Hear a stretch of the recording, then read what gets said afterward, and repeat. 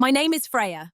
I'm in my late 30s, and for most of my adult life, I've been described with words like reliable, steady, and low maintenance. I work quietly, I keep my promises, and I don't raise my voice to be heard. People tend to read that as softness. Some mistake it for passivity, a few confuse it with permission. If you met me before all of this happened, you might have thought I lived a very contained life. Home, work, family, no chaos, no drama. I've always been the person others lean on when things get heavy, financially, emotionally, practically.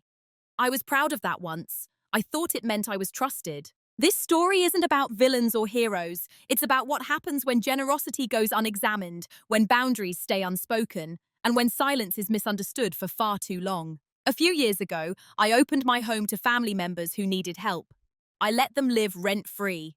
There were no contracts, no deadlines, no expectations written down, just trust.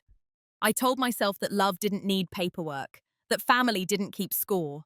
What I didn't imagine, what honestly never crossed my mind, was that the same laws designed to protect vulnerable people could be used to try to remove me from my own house.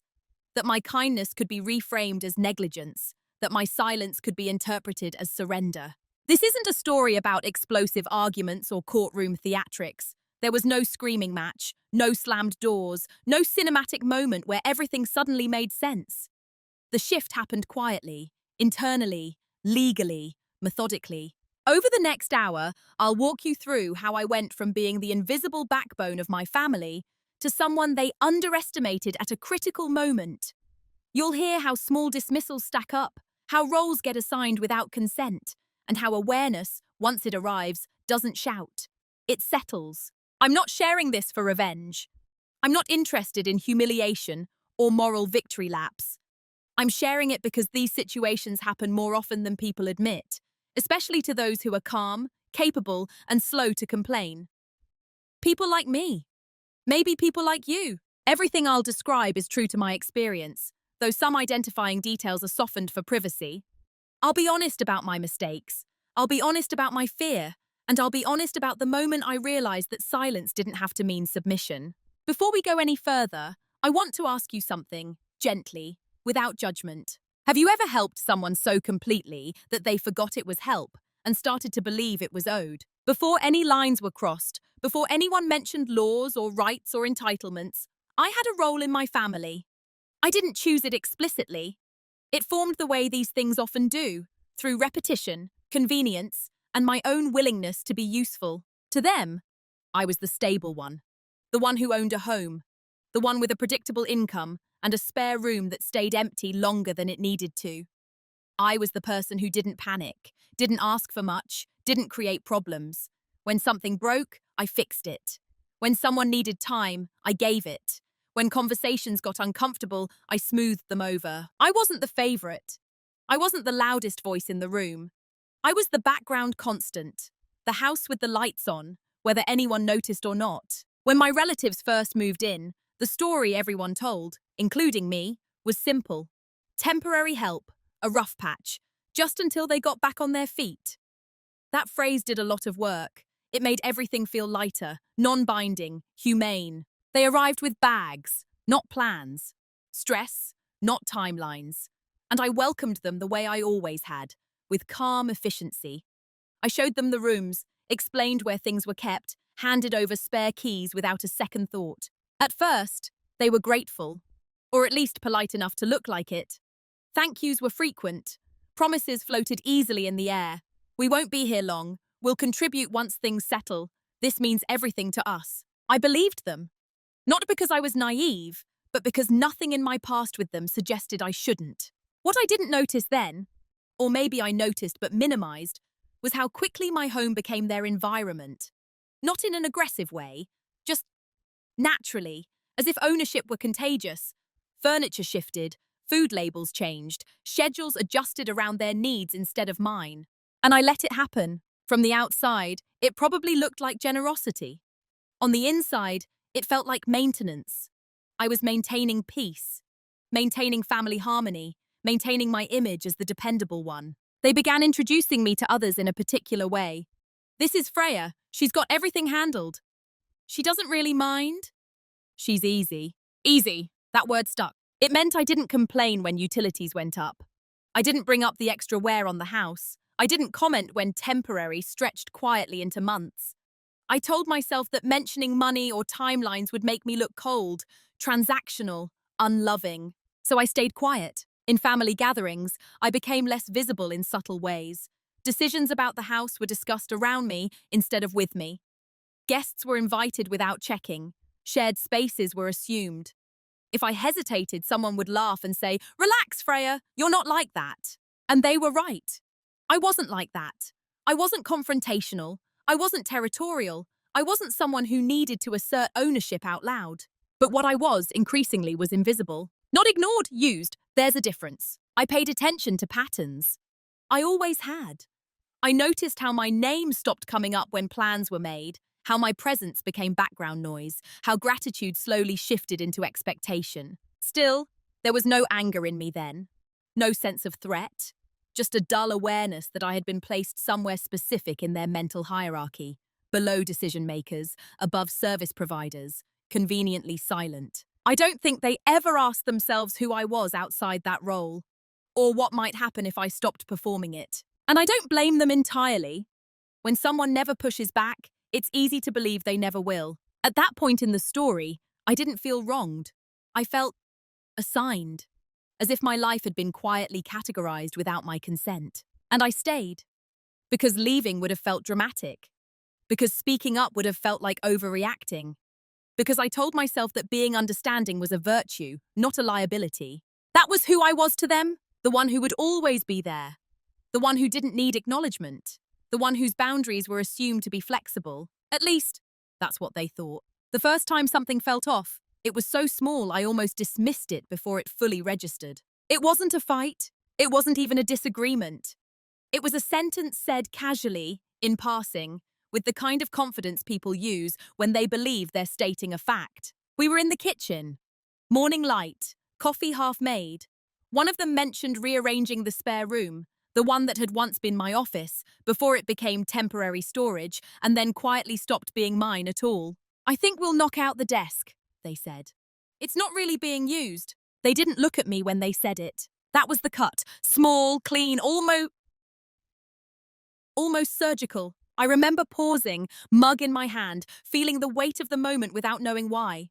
The desk was being used. Not daily, maybe, but it was still mine, still part of the home I had built deliberately, room by room. I could have said something then. It would have been easy. A simple correction. A reminder.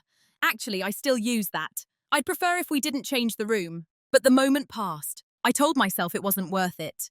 That correcting them would sound petty. That intent mattered more than words. I smiled, nodded, and said something neutral. "Let's talk about it later." We didn't. The desk was gone by the end of the week. No announcement. No check-in. Just removed. Stored somewhere else. As if the decision had already been approved by someone higher up the chain. I noticed how everyone else reacted. They didn't. No one saw a problem. No one thought it was strange. The change was treated as efficiency, not overreach. I was the only variable that had been quietly edited out. That's how these things start. Not with confrontation, but with assumption. The assumption that silence equals agreement. That ownership doesn't need to be acknowledged if it isn't defended. I remember standing in that room afterward, looking at the empty space where my desk had been. The room felt different, less neutral, less mine. And I felt something unfamiliar, not anger, but alertness. It was the first time I realized that my home was being reinterpreted without me. I didn't bring it up. Not because I didn't care, but because I didn't yet have language for what had happened. There was no obvious harm, no dramatic violation, just a quiet rewrite of reality. And if I'm being honest, part of me wondered if I was imagining it, if I were oversensitive, if this was the price of being generous, small inconveniences you absorb without comment. So I absorbed it, but I remembered it. After that, similar moments appeared with increasing frequency. Someone is answering the door without checking. Someone referring to the house as ours, in a way that didn't include me. A casual comment about how things are done here that contradicted how I'd always done them. Each time the same pattern played out, a small encroachment, a moment where I could speak, my decision not to. And then normalization. What stood out wasn't the behavior itself, it was how confidently it was delivered. There was no testing, no hesitation, just the quiet certainty that the space was theirs to shape. I started paying closer attention, not to confront, but to understand, to see whether this was accidental or something more structural. And that's when I realized something important. No one else in the house saw these moments as cuts. To them, they were conveniences, optimizations, harmless adjustments. The only reason they landed as cuts was because I was the one being edged out. Still, I stayed calm. I stayed helpful. I stayed exactly who they expected me to be. But internally, a record had begun. Not an emotional one, a factual one. Dates, changes, language. I didn't know yet what I would do with that awareness. I only knew that something had shifted, from unconscious generosity to conscious observation. The desk was gone. Something else had taken its place. Attention. Once the first boundary went unnoticed, the others followed more easily. Not because anyone announced them, but because the atmosphere changed. There was a new baseline, one where my consent was optional, and my presence was assumed rather than acknowledged. Disrespect, I learned, rarely arrives wearing its own name.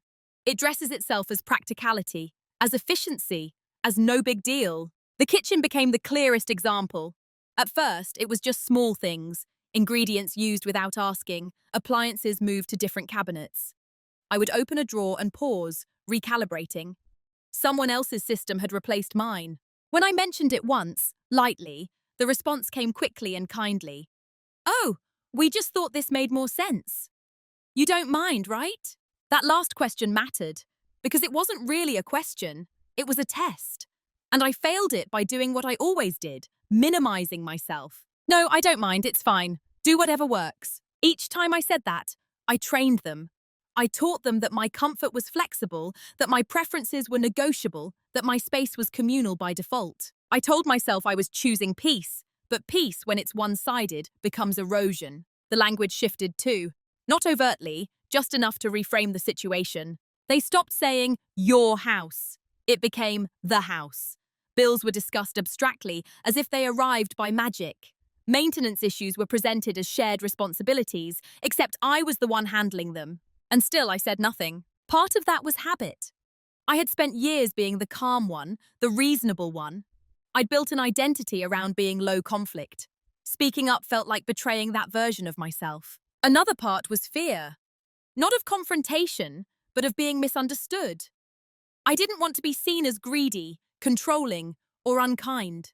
I worried that asserting myself would rewrite me in their eyes, even as they were rewriting my home. So I rationalized. They're under stress. They didn't mean it like that. This is temporary. That last one did the most damage. Temporary has a way of justifying anything. It lets you endure situations you would never accept permanently, under the illusion that endurance has an expiration date. But no one was counting down anymore. Time wasn't moving toward resolution. It was settling. The moments of dismissal became almost rhythmic. Decisions made without me. Assumptions voiced as facts. My objections were preempted by laughter or reassurance. "You're so chill about this stuff. That's why this works." I smiled when they said those things. I let them believe it was true. What they didn't see was the quiet recalibration happening inside me. I was learning how disrespect doesn't always feel like an attack. Sometimes it feels like being gently relocated, inch by inch, until you're standing outside your own life, wondering when it happened. I began to notice how often my contributions were invisible. When something went smoothly, it was assumed. When something went wrong, it was communal. Responsibility flowed toward me, credit flowed away. Still, there was no explosion, no dramatic moment of clarity, just accumulation. I remember one evening in particular. I'd come home later than usual. The living room was full, people I hadn't invited, laughter I hadn't anticipated. Someone had rearranged the furniture again. A drink was balanced on a surface I'd asked to keep clear. I stood there for a moment unseen, unaddressed, and instead of anger, what I felt was distance. As if I were observing a scene rather than participating in it. As if the house had become a set, and I was no longer part of the cast. I went to my room and closed the door, not to sulk, to think. That night, I admitted something to myself for the first time. Staying quiet wasn't preserving harmony. It was enabling a story where I no longer existed as an authority in my own home. But even then I didn't act. Because once you've been cast in a role long enough, stepping out of it feels unnatural, like breaking character mid-performance. So I stayed in place. Helpful, calm, invisible. And the disrespect, having met no resistance, learned to relax. By the time I understood the role I had been given, it was already well rehearsed. I was the infrastructure, not the owner, not the authority, just the structure everything else leaned on. The walls that held, the utilities that ran, the presence that made comfort possible without demanding recognition. No one ever sat me down and explained this role. It emerged through behavior, through whom was consulted and who wasn't, through whose comfort was prioritized and whose was assumed to be limitless. I was expected to be reliable, useful, invisible. And I played it perfectly. When something needed fixing, they called me, even if it wasn't my responsibility. When the paperwork arrived, it landed in my hands. When conflict arose between them, I mediated. I smoothed edges. I absorbed tension so no one else had to. It wasn't exploitation in the way people imagine it. There was no cruelty, no overt manipulation, just a quiet consensus that my capacity was infinite. I started to hear myself described in ways that felt flattened. Freya doesn't really need much. She's strong. She can handle it. She's not emotional about these things. Each statement sounded like a compliment. Each one stripped something away. They spoke about the house as if it were a shared resource rather than a personal achievement. The years of saving, the sacrifices, the intention behind every choice I'd made was to build a stable life. All of it faded behind the convenience of access. And because I didn't protest, the narrative held. I realized then that my silence hadn't made me generous. It had made me predictable. People don't always push because they want more. Sometimes they push because nothing pushes back. The hardest part wasn't what they took. It was what they assumed I didn't deserve. Privacy, deference, final say. I noticed how often decisions were framed as already settled by the time they reached me.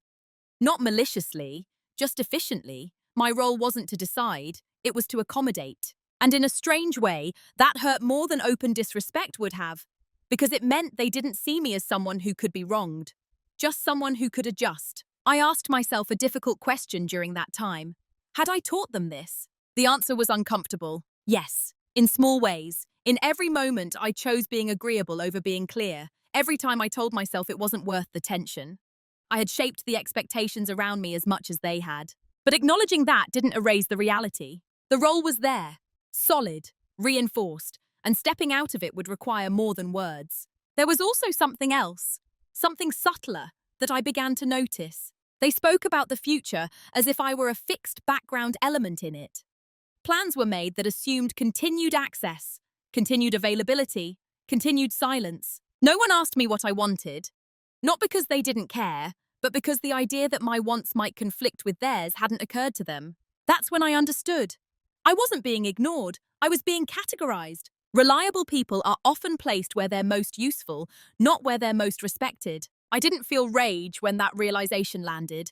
I felt clarity, the kind that settles into your bones and doesn't leave. This wasn't about a desk or a room or shared groceries. It was about authorship, about who was allowed to define the terms of my own life. And for the first time, I asked myself not how long I could endure this, but what it would mean to stop. I didn't know the answer yet. I only knew that continuing as I was would eventually cost me something irreversible, so I stayed quiet, but not out of habit this time, out of intent. The shift didn't happen during an argument. There was no raised voice, no accusation that forced a line into the open. It happened on an ordinary afternoon, the kind that usually dissolves into memory without leaving a trace. I had come home earlier than expected. The house was quiet in that particular way that means people are present, just not attentive. I set my bag down and noticed an envelope on the counter. Official, thick, addressed to the house, but not to me by name. That alone wasn't unusual. What was unusual was that it had already been opened. I picked it up without panic, without urgency, just curiosity. Inside was a notice from the local council, an informational letter about residency documentation, tenant occupancy, and length of stay considerations. Dry language, neutral tone. But one line stood out. It referenced establishing residence through continuous occupancy. I read it twice, then a third time. The letter wasn't threatening. It wasn't accusatory. It didn't mention me at all, but it planted a question I hadn't allowed myself to ask before. Why was this addressed to the house? And why had someone else opened it? I stood there for a long moment, the quiet hum of the refrigerator filling the space where my thoughts were rearranging themselves. When I asked about it later, carefully, casually, the response was immediate and relaxed. Oh, it's nothing. Just some stuff we were looking into. You know, paperwork. Paperwork. That word landed differently now. I nodded.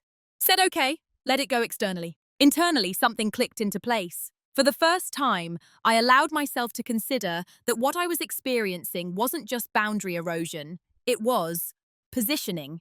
Not conscious in a dramatic sense, but directional, purposeful enough to matter. I didn't confront anyone, not then. I didn't ask follow-up questions or demand explanations. Instead, I did something I'd never done before. I went to my room, closed the door, and sat in silence without trying to soothe myself out of discomfort. I didn't tell myself that it was nothing. I didn't rush to excuse anyone's behavior. I just let the unease exist. And in that stillness, I realized something crucial. Everyone in that house was acting in their own perceived best interest, calmly, rationally, incrementally. The only person who hadn't been doing that was me. That wasn't a moral failure, it was a pattern. I had been prioritizing harmony over authorship, comfort over clarity, and in doing so, I had left a vacuum where intention should have been. That afternoon, I didn't make a decision. I didn't plot. I didn't panic. I made a commitment to myself. I would stop assuming goodwill was enough. I would stop relying on shared understanding without shared language. And most importantly, I would stop being the only person in the room without a plan. Over the next few days, I watched more than I spoke. Not suspiciously, just attentively. I noticed how often legal language came up in passing, how conversations would pause when I entered the room, how certain discussions happened in hushed tones that didn't include me. None of it was overt, all of it was informative. And I felt something unexpected, calm. Not the kind that comes from denial, but the kind that comes from finally seeing the board clearly. That was the day the story changed. Not because anything dramatic happened, but because my internal posture shifted from reactive to deliberate. I didn't need to accuse anyone to understand what was at stake. I owned the house. Legally. Fully. But ownership, I was learning, is only as strong as your willingness to assert it. And assertion doesn't always begin with confrontation. Sometimes it begins with silence that listens rather than avoids. That afternoon, with an open envelope in my hands, I stopped being the person things happened to. I became the person who was paying attention. After that day, my silence changed character. Before, it had been reflexive, a way to keep things smooth, to avoid appearing difficult. Now, it was deliberate, observant, chosen. I stopped filling gaps in conversation, stopped offering reassurance before it was asked for. I didn't withdraw dramatically. I simply became less available to absorb other people's assumptions. What surprised me was how quickly this shift went unnoticed. They read my quiet the same way they always had, as agreement, as compliance, as emotional absence. And that misunderstanding gave me space. I began to listen not just to what was said, but to what was planned. How language was used to normalize permanence. How my home was discussed as a settled environment rather than a temporary refuge. Phrases like, "We've been here long enough to..." At this point, it's basically, "You know how things work now." Each one revealed more than it intended to. I didn't correct them. I didn't interrupt. I let the assumptions unfold fully, because assumptions are most useful when they're allowed to complete themselves. I also changed at something else, subtly. I stopped volunteering. If something needed doing, I waited to be asked. If a decision was being made, I let it be made without my input. Not out of spite, but to see what would happen when the structure they relied on didn't immediately respond. The results were instructive. Small inconveniences appeared.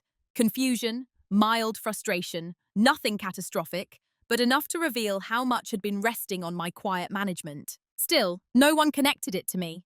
They didn't think that Freya had changed. They thought things are oddly inefficient lately. That distance between cause and perception was protective. At the same time, I began preparing internally, not emotionally, practically. I revisited documents I hadn't looked at in years, ownership papers, insurance policies, utility accounts, anything that clarified who was responsible for what and on what terms. I didn't announce this. I didn't hint.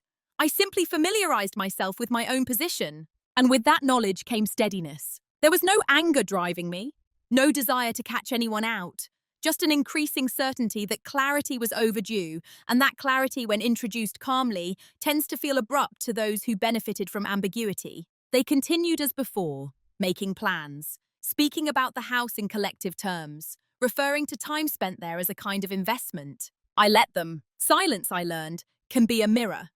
When you stop shaping the narrative for others, their own assumptions become louder. One evening, someone said, half joking, "At this point, we're basically permanent." The room laughed. I smiled, took a sip of my drink, said nothing. Inside, I noted the phrasing, the confidence, the way it was said as if permanence were a natural outcome, not a legal distinction. That was the moment I understood something essential. They weren't preparing for conflict. They were preparing for entitlement. And entitlement thrives in environments where the person with authority doesn't exercise it. My silence, once an invitation, had become a shield.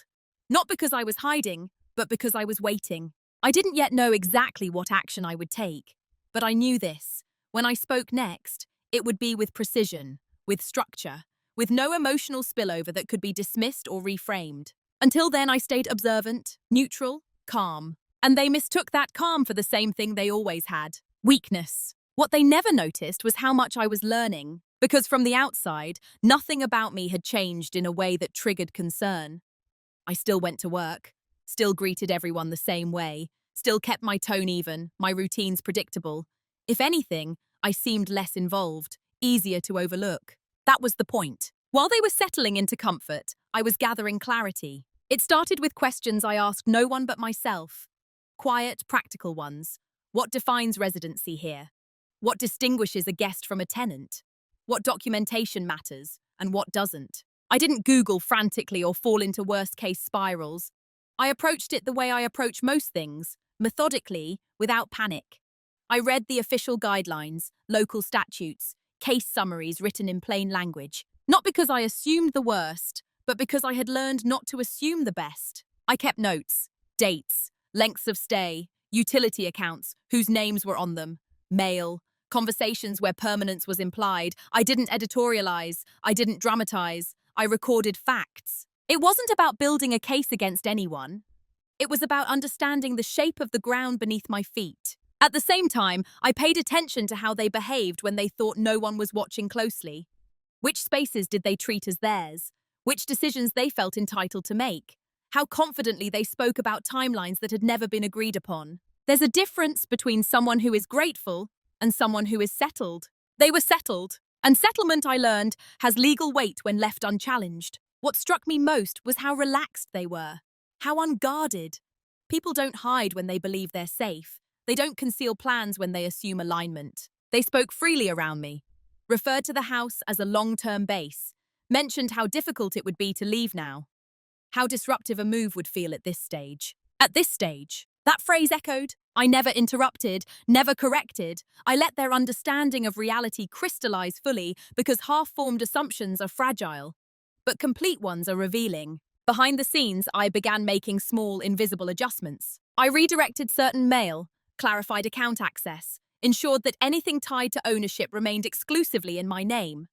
I reviewed insurance coverage with fresh eyes, confirmed boundaries that had once felt obvious enough not to need confirmation. None of this caused friction because none of it was announced. That's the advantage of quiet preparation. It doesn't provoke resistance. I also spoke to a professional, not in a dramatic, accusatory way. I framed it as a hypothetical, a homeowner asking about extended family stays, about protections and obligations, about how misunderstandings tend to arise. The answers were calm, clear, grounded, and they confirmed something important. Time alone doesn't create rights, but ambiguity can. Silence can be interpreted. Patterns can be cited. Intent, when unspoken, is often replaced by assumption. I left that conversation without fear, but with resolve, because for the first time, I could see the full picture, not just emotionally, but structurally. I understood where my position was strong and where it could be misrepresented if I continued to let others define the narrative. They never noticed the notebook I began carrying more often. The way I paused before responding, not to hesitate, but to choose. They didn't notice how carefully I mirrored their language back to them, letting them confirm their own assumptions out loud. People reveal the most when they believe they're unchallenged, and they believed that about me. They thought my calm meant acceptance, that my distance meant disengagement, that my lack of objection meant consent. They didn't see the difference between invisibility and observation. By the time they felt secure, I was informed. By the time they felt established,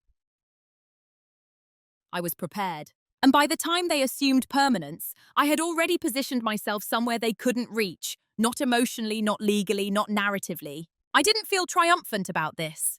There was no satisfaction in watching people walk confidently toward an edge they didn't know existed. But I also didn't feel responsible for correcting assumptions I had never agreed to. Preparation, I realized, doesn't have to be aggressive to be decisive. Sometimes it's just the quiet work of reclaiming authorship, one fact at a time. The reveal didn't come with a rush of emotion. There was no surge of adrenaline, no sense of victory, no impulse to confront anyone immediately.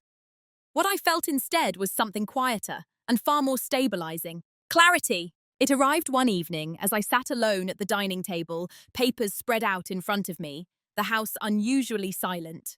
Not because anyone was being careful, but because they were comfortable enough not to notice my absence from the shared spaces. I reviewed everything one last time. Ownership documents, local housing statutes, notes I'd taken over months, dates, language, behaviours. I cross-checked assumptions against facts.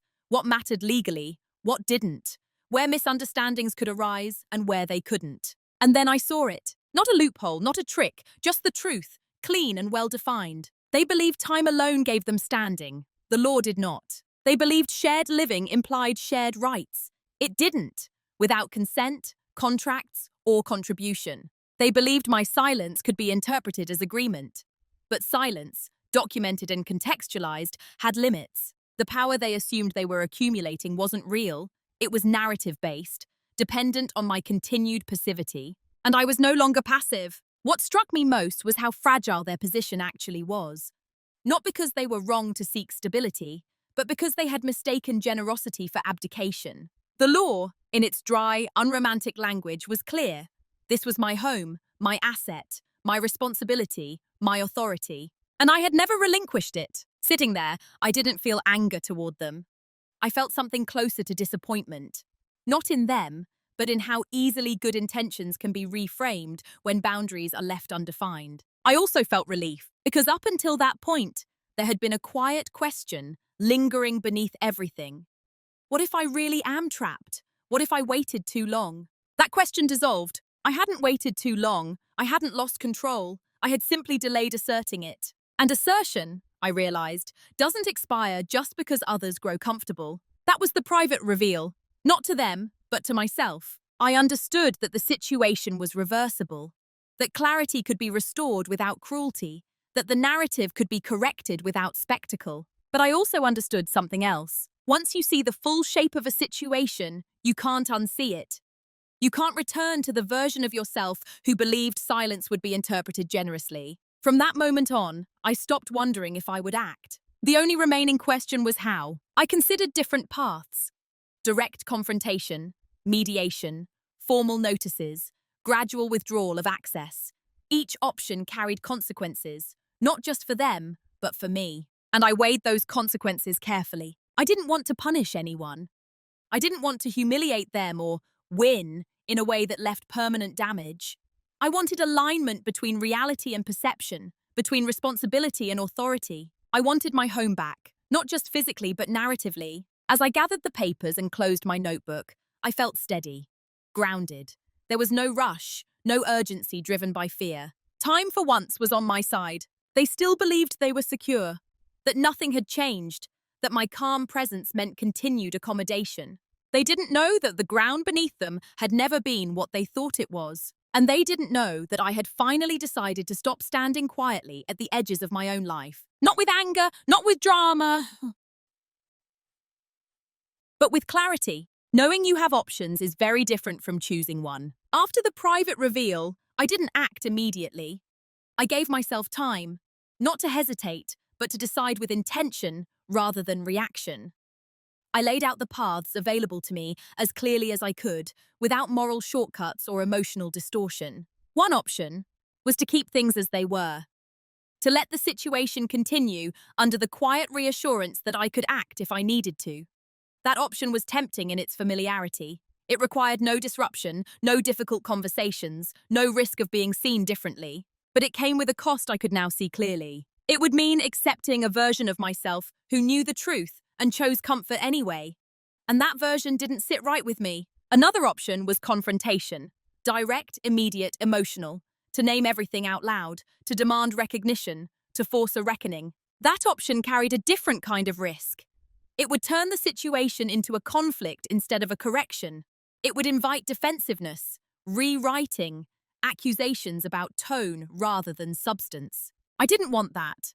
Not because I was afraid of conflict, but because I wanted the outcome to be clean. Then there was the third option, the one that required the most restraint and the least explanation. To move forward formally, quietly, legally, to realign the situation with reality without waiting for consensus. This option didn't depend on them understanding my perspective. It didn't require their agreement. It only required me to exercise the authority I already had. But it was irreversible. Once chosen, there would be no returning to ambiguity, no softening of edges, no pretending this was still a casual family-only arrangement. That finality gave me pause. I asked myself the hardest question of all. Am I prepared to be misunderstood? Because I knew I would be. People who benefit from unclear boundaries often experience clarity as cruelty. They confuse limits with betrayal. I also asked myself whether I had done enough to prevent this outcome, whether I had communicated clearly enough, early enough. The answer was complicated. I could have spoken sooner. I could have insisted on structure at the beginning. But I also knew this. No amount of early clarity would have changed who they had become once comfort set in. The dynamic wasn't accidental anymore. And dynamics once established don't dissolve politely. They require interruption. That was when I made the decision. Not in a burst of resolve, but in a quiet, settled way. I would choose the path that didn't rely on emotional validation. I would act in alignment with reality, not perception. I would stop negotiating my authority through silence. The decision wasn't fueled by anger. It wasn't about proving anything. It was about authorship. From that point on, I stopped asking myself what would feel nicest. I asked what would be true. And the truth was simple. This was my home. And the current arrangement no longer reflected that in any meaningful way. Once I accepted that, the rest followed naturally. I didn't announce my decision. I didn't hint at it. I let the weight of it settle internally, because decisions made in calm tend to hold. In the days that followed, I moved through the house as usual. Shared meals, casual conversations, familiar routines. Nothing about my behavior signaled change, but internally I had crossed a line. And once crossed, it doesn't uncross itself. The next steps wouldn't be loud. They wouldn't be personal. They would be precise. And by the time anyone else realized a decision had been made, it would already be in motion. Once the decision was made, everything became simpler. Not easier, but simpler. There was no more internal debate, no emotional back and forth. I wasn't waiting to see how things unfolded anymore. I was shaping the unfolding quietly, without theatrics. I started with structure. I formalized what had always been informal, not by negotiating, but by documenting. I scheduled appointments, filed notices, clarified records. Each action on its own looked harmless, administrative, almost boring. That was intentional. People expect conflict to announce itself. They look for raised voices, tense silences, and dramatic shifts in mood. They don't anticipate change arriving through routine paperwork and neutral language. I didn't change how I spoke to anyone. I didn't grow colder or sharper. If anything, I became more even, predictable, unremarkable. That consistency was disarming. Behind the scene, I aligned every external system with the truth of ownership. Utilities, access permissions, mail routing, emergency contacts. I made sure there was no ambiguity anywhere that mattered. I also stopped absorbing costs that weren't mine to carry. Quietly, methodically, not as punishment, just as correction. No announcements, no lectures. When something wasn't my responsibility, I let it remain unhandled. Confusion followed, but not suspicion. They attributed the friction to circumstance, not intention.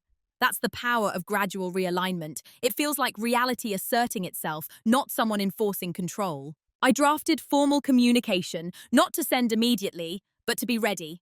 Clear language, neutral tone, no accusations, just facts and timelines. Writing it felt strange.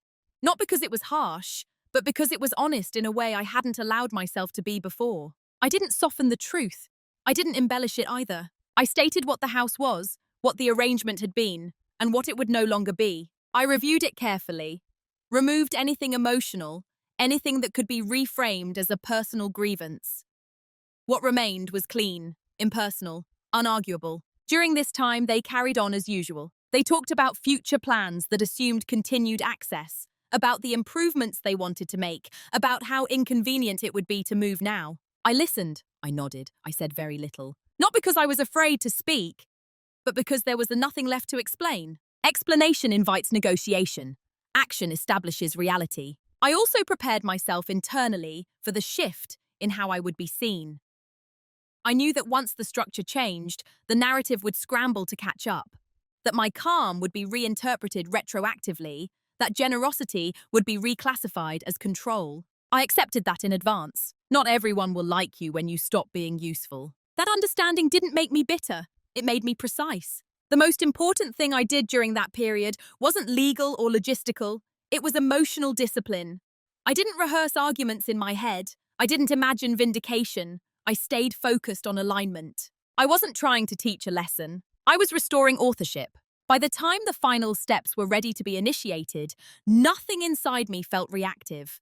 There was no tremor of doubt, just a steady awareness that this was the natural conclusion of a dynamic that had run its course. They still didn't notice. They thought I was the same Freya I had always been, the quiet constant, the background stability. They didn't realize that stability, when reclaimed, doesn't announce itself. It simply moves. The consequences didn't arrive all at once. They surfaced the way structural changes often do, through absence, through friction, through things no longer working the way people had unconsciously relied on. At first, there was confusion. A bill that used to be handled quietly was suddenly addressed to the wrong person.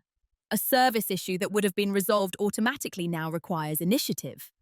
Access to certain accounts was no longer seamless. Nothing was denied outright. Nothing was dramatic. It just wasn't smooth anymore. I watched how they responded, not with satisfaction, but with curiosity.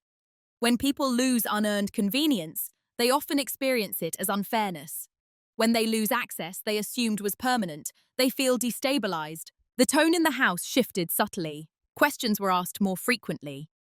"Oh, did you already take care of this?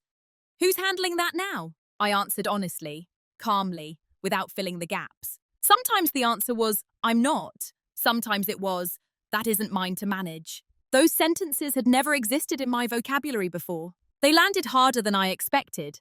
Not because they were harsh, but because they contradicted a long-standing expectation. Frustration followed, not directed at me exactly, but at the situation, at the inconvenience, in the sense that something reliable had stopped performing its role. Still, no one confronted me. They tried to self-correct instead, to recreate the ease they had grown used to re-establish normal. But normal was gone. Plans began to feel uncertain. Conversations carried a new edge, not hostile, just unsettled. The future they had been imagining no longer felt as solid. And uncertainty has a way of amplifying entitlement. Comments slipped out that revealed more than intended. How are we supposed to plan like this? This is really sudden. We've been here a long time. I listened. I didn't argue. Because none of those statements were wrong. They were just incomplete. Time had passed, but time hadn't been agreed upon. Plans had been made, but not with the person who owned the ground beneath them. Comfort had settled in, but comfort isn't a contract. The realization that something had shifted began to spread, not as a clear understanding, but as anxiety. People sense change before they understand it. I remained steady, polite, unmoved. I didn't justify myself. I didn't reassure them that everything would be okay. Reassurance would have restored ambiguity. Instead, I let the consequences speak for themselves. The dynamic that had once relied on my quiet presence now had to stand on its own. And without that invisible support, cracks appeared. Not catastrophic ones, just enough to make the future feel less guaranteed. That's when the tone changed again. Concern turned into urgency. They started asking questions that carried an edge of assumption. Not curiosity, but expectation. "We should probably talk about what's going on." "You're not thinking of changing things, are you?" I met those questions with the same calm I'd always had. We can talk, I said. We will. Not yet. Because timing matters. I wasn't interested in explaining myself before the structure was fully in place. I wasn't interested in emotional negotiations that could delay or distort what had already been set in motion. By the time they realized this wasn't a phase or a misunderstanding, the ground had already shifted too far. The comfort they had relied on was gone. Not taken from them, but no longer provided. And for the first time, they had to sit with the possibility that their position in the house was conditional. That realization didn't bring clarity. It brought fear. Fear changes people quickly. Once the uncertainty settled in, the house filled with a different energy, restless, brittle, searching for something to hold on to. The ease they'd lived in for so long evaporated, replaced by a need to resolve whatever was happening before it fully took shape. That was when the questions stopped being casual. They came to me one evening, together, with expressions carefully arranged somewhere between concern and confidence. The conversation began the way these conversations often do, softly, as if volume alone could control the outcome. You've been kind of distant lately. I didn't argue with that. We just want to make sure everything's okay. Everything was okay, just not in the way they meant. They spoke about how much they appreciated everything I'd done, how grateful they were, how this house had become home to them, how hard it would be to leave now. Each statement was framed as reassurance, but each one carried an assumption underneath it, that reassurance would restore what was slipping away. I listened without interruption. When they finished, there was a pause. Expectation hung in the air. I didn't feel it. Eventually, one of them said it out loud. So we're not going anywhere, right? That was the moment they realized something had gone wrong. Because I didn't answer immediately, I looked at them. Not coldly, not angrily, just directly. And in that space, I saw it. The realization flickers across their faces. They had waited too long, not because they hadn't thanked me enough, not because they hadn't been polite, but because they had mistaken my silence for permanence. I told them then, calmly, without heat, that we would need to talk about next steps, that the current arrangement was no longer viable.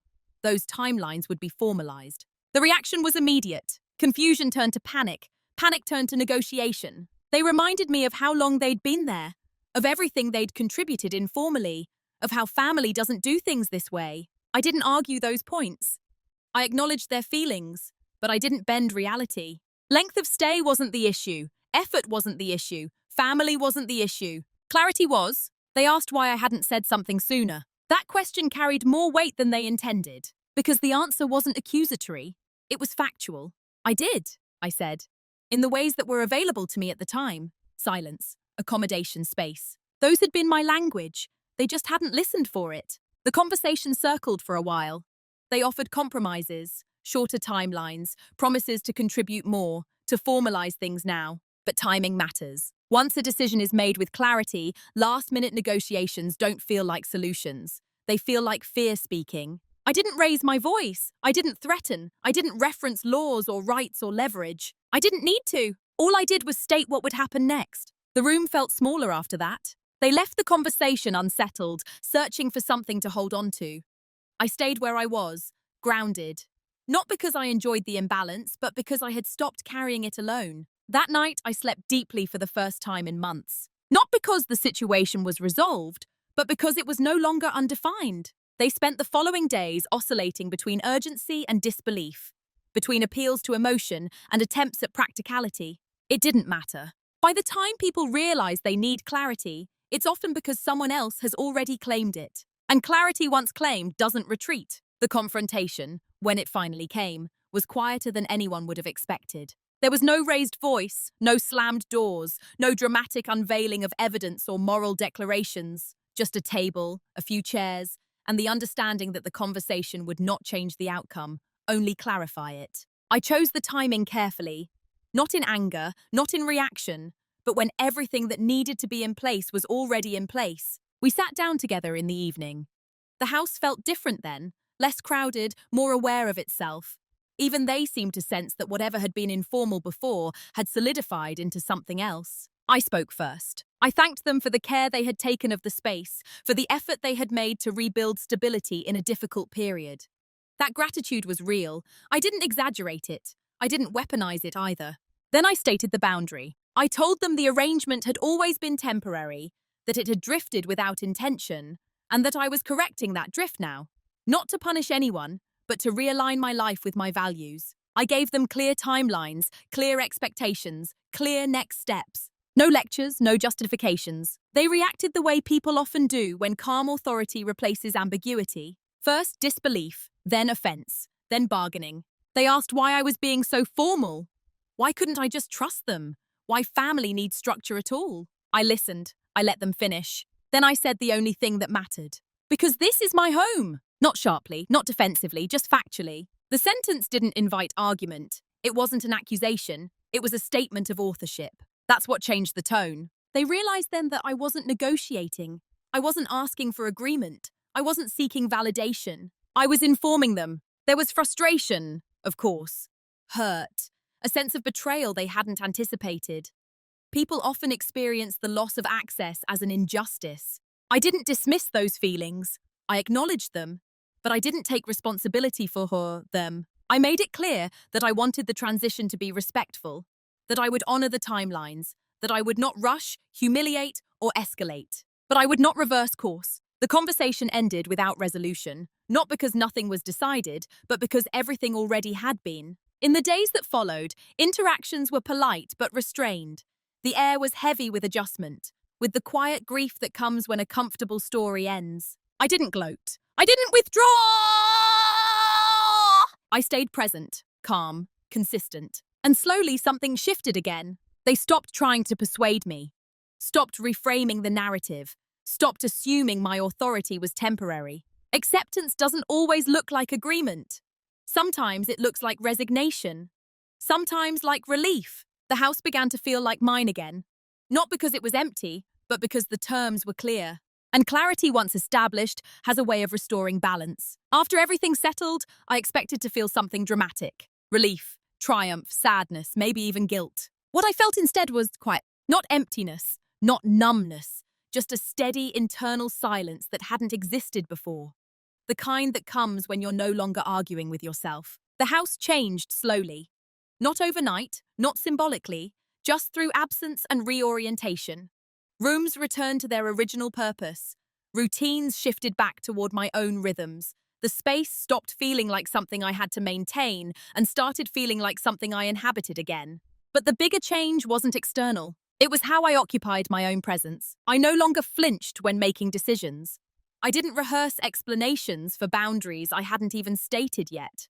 I stopped preemptively softening my needs to make them easier for others to accept. Not because I became harder, because I became clearer. I realized how much energy I had spent managing other people's comfort at the expense of my own alignment. How often I had mistaken endurance for virtue. That version of me wasn't weak. She was generous, but she had been operating under an incomplete definition of kindness, one that excluded herself. Now, when people describe me, the language has changed. They don't say easy anymore. They say direct, grounded, certain. Some relationships softened, others cooled. A few fell away entirely. I let that happen, not with bitterness, with acceptance. When you stop being endlessly accommodating, you lose the people who were attached to your accommodation, not to you. And that's information. I still help people. I'm still generous, but my generosity now has structure, terms, an endpoint. It doesn't rely on silence to function. I learned that boundaries don't make you unkind. They make you legible. And legibility changes everything. I don't regret opening my home. I don't regret trusting. Those choices reflect who I am, not who they became. What I regret is only how long I believed my needs had to be invisible to be valid. The experience didn't harden me. It refined me. I'm still calm, still quiet, still observant. But I'm no longer available for erasure. And the people who remain in my life now understand something essential. My silence is not an invitation. My kindness is not a loophole. And my home, literal or otherwise, is not up for reinterpretation. That understanding didn't come through force. It came through clarity. There's a version of this story that could have been louder. It could have ended with raised voices, legal threats spoken out loud, sides taken, relationships burned to ash. That's often the version people expect when boundaries finally appear, because we've been taught that assertion must be aggressive to be effective. But that wasn't my ending. What stayed with me most wasn't the tension of the change, but the calm that followed it. The realization that justice doesn't always announce itself. Sometimes it arrives quietly, the moment you stop abandoning yourself. The truth is, no one woke up one day intending to take advantage of me. This wasn't a story of cartoon villains or calculated cruelty. It was a story of comfort gone unchecked, of generosity without structure, of silence interpreted as consent.